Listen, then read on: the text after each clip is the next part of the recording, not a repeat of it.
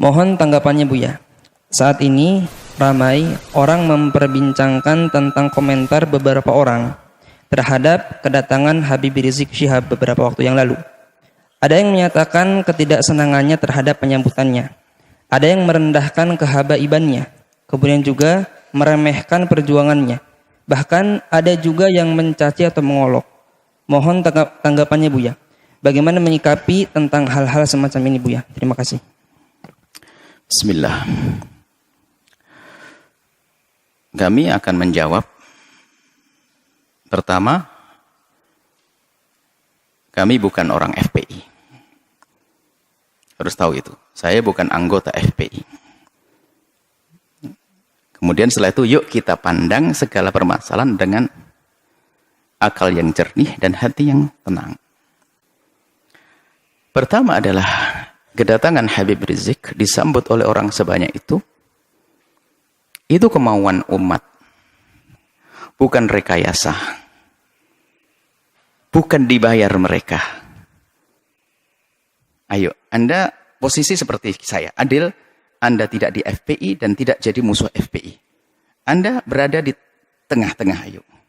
Kedatangan mereka, umat segitu banyak, bukan direkayasa. Bukan, kalau rekayasa mau dibayar, biar datang, nggak ada. Bahkan ini masa pandemi, semua orang meninggalkan kerjaannya dengan sukarela. Maka yang harus kita pahami, ada apa di balik ini semuanya. Kerinduan kepada apa sih mereka kok sampai seperti itu? Kita jujur.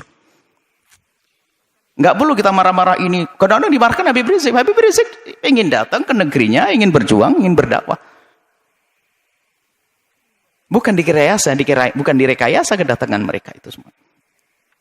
Nah ini yang pertama yang harus kita pahami. Supaya kita tidak suudon. Nggak ada rekayasa. Bahkan yang datang itu orang rela berkorban. Kemudian, kedatangan beliau adalah membuat kerusakan, keramaian, dan sebagainya. Mari kita pandang dengan jujur juga.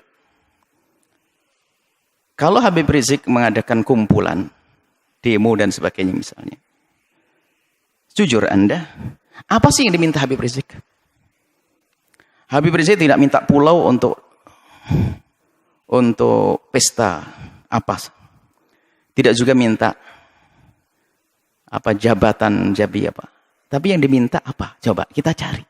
Anda jujur sebagai bangsa Indonesia yang adil, yang jujur, apa yang diminta? Jejer permintaannya apa sih? Dulu permintaannya adalah bagaimana ada orang yang mengucapkan kalimat yang merendahkan umat Islam dengan merendahkan Al-Quran, ayo diadili. Apakah permintaan semacam ini salah? Coba dilihat dulu apa sih permintaan Habib Rizik? Ini harus jujur Anda. Anda melihat Habib Rizik kalau kumpul-kumpul minta apa? Yang diminta apakah Habib Rizik ingin pemerintah memfasilitasi, Habib Rizik ingin membangun tempat minuman keras paling besar sejagat raya? Enggak juga. Kalau Habib Rizik minta begitu, kita berontak semuanya. Yang diminta apa? Coba kita jujur. Yang diminta baik atau jelek? Kalau yang diminta baik, kenapa kita bingung yang diminta baik kok? Keadilan misalnya. Harus ada misalnya menghentikan kemungkaran. Selagi yang diminta baik. Yang diminta baik. Maka jangan gampang menilai orang dengan buru-buru. Sekarang jujur minta apa? Anda bisa melihat di media. Atau Anda datang kepada Habib Rizik minta apa? Kan begitu. Yang diminta apa? Yang diminta adalah yuk kita menegakkan. Habib Rizik misalnya FPI di beberapa tempat minta agar kemungkaran di sini dihentikan. Loh, kemungkaran dihentikan apakah permintaan yang salah? Karena kemungkaran itu akan merusak orang lain. Coba yang diminta apa? Ini jujur dulu. Kalau yang diminta adalah menghentikan sesuatu yang membahayakan umat. Umat membahayakan itu bukan saya membahayakan di dunia. Kita punya iman di akhirat. Yang membahayakan di dunia nggak boleh. Misalnya Habib Rizik memasang ranjo-ranjo. Kita hentikan. Membahayakan di dunia. Memberhentikan membahayakan di dunia pun harus membahayakan urusan dunia. Kita wajib menghentikan. Apalagi jika yang diminta adalah menghentikan segala sesuatu yang bakal merusak akhiratnya umat misalnya. Dan itu memang yang diserukan adalah selama ini yang kami ketahui adalah mengajak itu. Bagaimana agar kemungkaran tidak terus merebak, kemudian juga bagaimana keadilan bisa ditegakkan. Di saat menuntut keadilan bukan berarti orang-orang yang lagi berkuasa 100% tidak adil. Ada beberapa tempat yang kurang serasi atau perlu disesuaikan agar terjadi keadilan. Jadi minta keadilan itu wajar, sah. Keadilan. Berlaku untuk siapa? Untuk semua umat, untuk bangsa ini. Bukan keadilan untuk Habib Rizik dan FPI-nya, bukan. Keadilan untuk semuanya. Coba yang diminta apa? Nah, ini maksud kami adalah jangan buru-buru menilai. Yang diminta apa?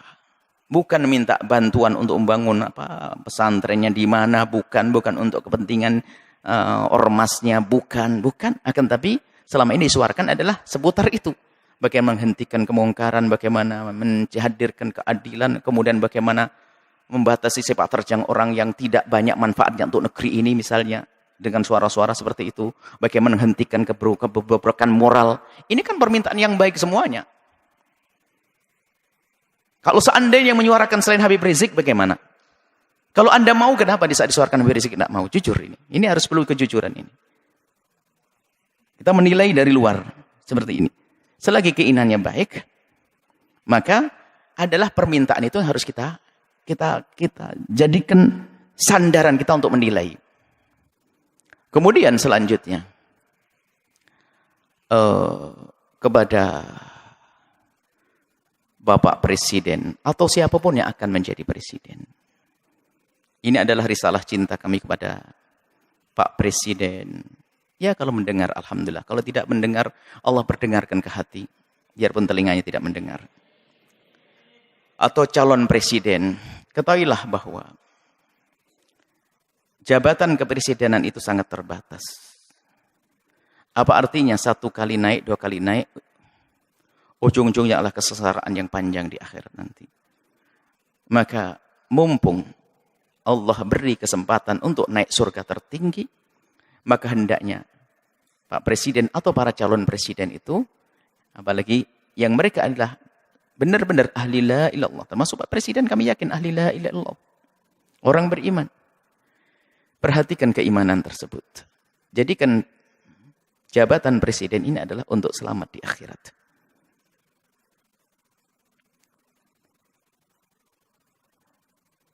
Maka selama ini panjatan doa semoga orang-orang seperti Habib Rizik dijaga dan bisa istiqomah. Dan doa kita kepada Pak Presiden semoga juga Allah memberikan bimbingan agar bisa menjadi baik semuanya. Tidak perlu kita memusuhi, akan tapi kita perlu bagaimana menghantarkan kebenaran. Kita tidak punya permusuhan dengan Bapak Presiden. Akan tapi kami punya cinta karena kami tahu beliaunya adalah ahli la ilaha illallah. Kami ingin bahasanya kelak juga selamat di akhirat. Maka mohon, atau calon-calon presiden yang akan datang. Ingat, jadi presiden adalah berbatas waktunya. Tapi akhirat adalah selamanya dan tidak berbatas. Maka, jangan sampai di saat menjabat kepresidenan ini adalah ditipu oleh orang-orang yang ada di kiri kanan kita misalnya, yang punya kepentingan-kepentingan syahwatnya, urusan dunianya, tidak ada hubungannya dengan imam, sehingga kita akan kebawa ke sana. Maka pandanglah dengan adil.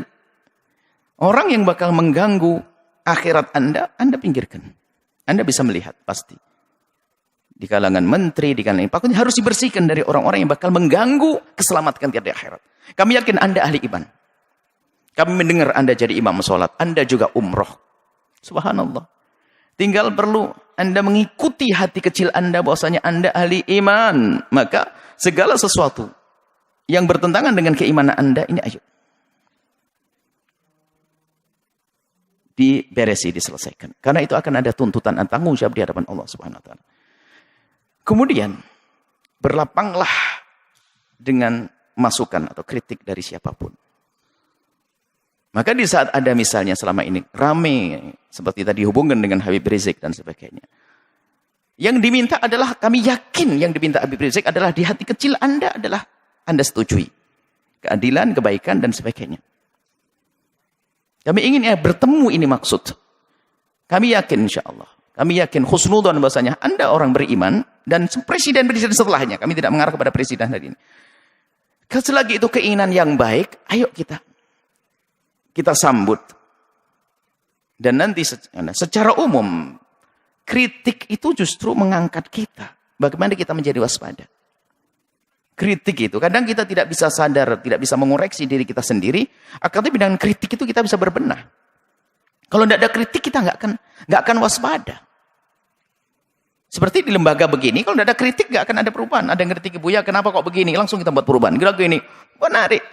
Semakin banyak yang mengkritisi Anda, sebenarnya semakin besar peluang Anda untuk menjadi lebih bagus. Hanya di saat dikritiki oleh seseorang, kita lihat, kita pelajari.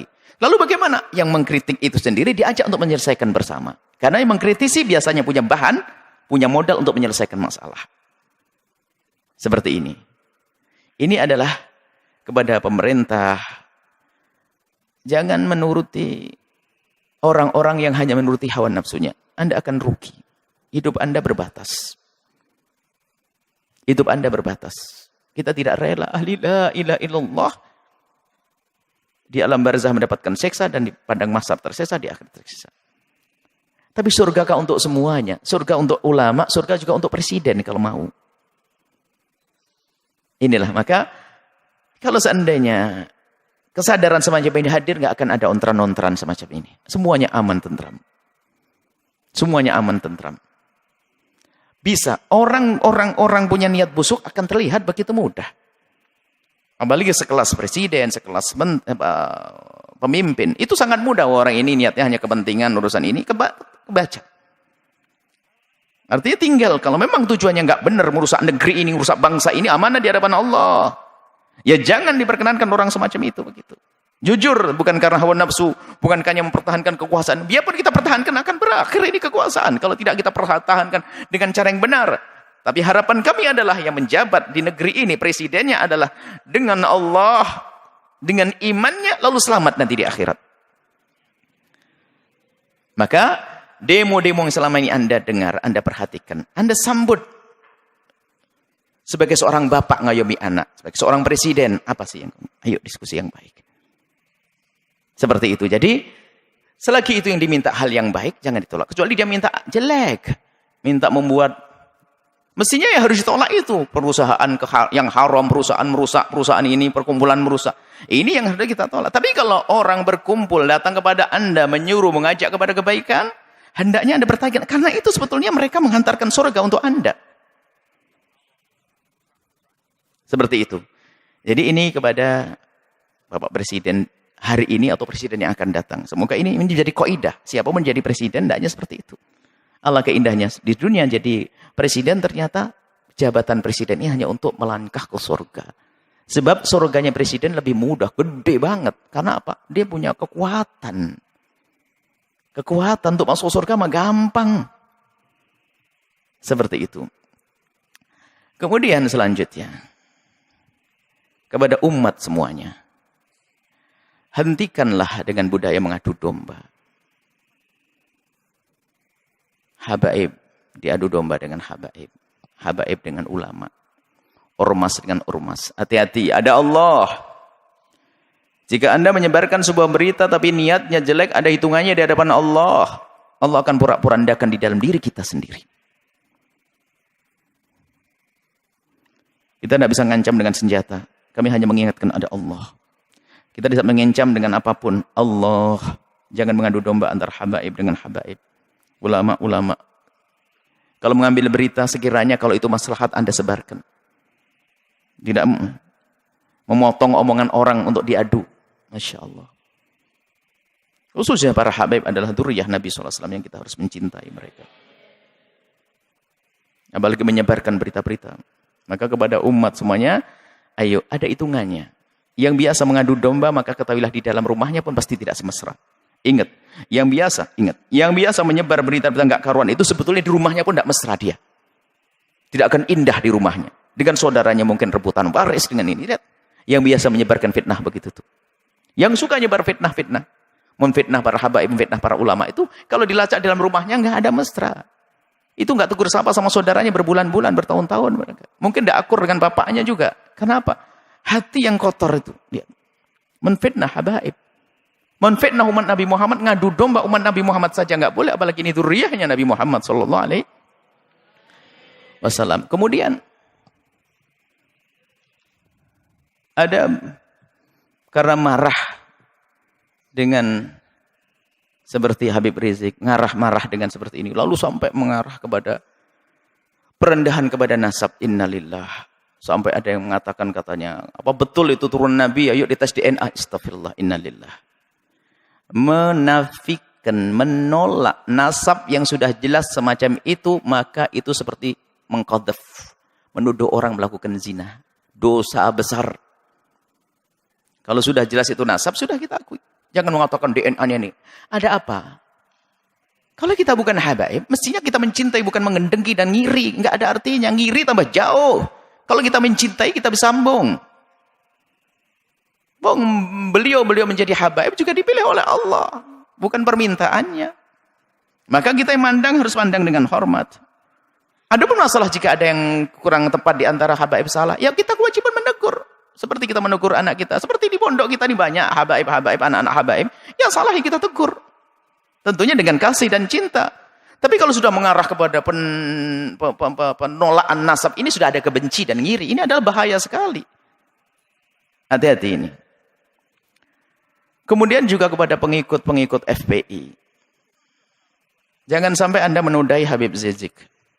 Sepak terjang Anda harus benar-benar direstui Habib Rizik, diketahui dan sesuai dengan apa yang ada di pikiran dan hati Habib Rizik. Kita tidak ingin ada sebagian orang melakukan satu tindakan ternyata mencoreng Habib Rizik. Ini menjadi masalah. Jangan sampai tujuan Habib Rizik yang mulia, yang istimewa ini ternodai oleh kita-kita apa orang-orang yang dengan perilaku yang terburu-buru hanya mendahulukan hawa nafsu dan sebagainya. Nah ini maka di sini kita ingin bahwasanya perjuangan orang-orang seperti beliau ini, Habib Rizik ini bisa mulus, sukses. Kemudian nanti juga presidennya juga akhirnya juga sukses. Bangsa ini sukses, surgalah semuanya. Anda bercekcokan. Tinggal yang tersisa siapa? Orang yang sibuk ngadu domba, bermusuhan, caci maki dan sebagainya. Hidupnya begitu dia. Dia tidak mesra selamanya. Dan hendaknya antara ormas dengan ormas ini adalah untuk saling melengkapi. PFPI, ormas, NO, ormas. Nanti ada lagi ormas besar seperti Nahdlatul Wathon, ormas, Wasidiyah, ormas. Tidak boleh jadi saling bermusuhan. Akan tapi ini adalah potensi umat Islam. Ingat, Anda punya Allah. Itu kekuatan.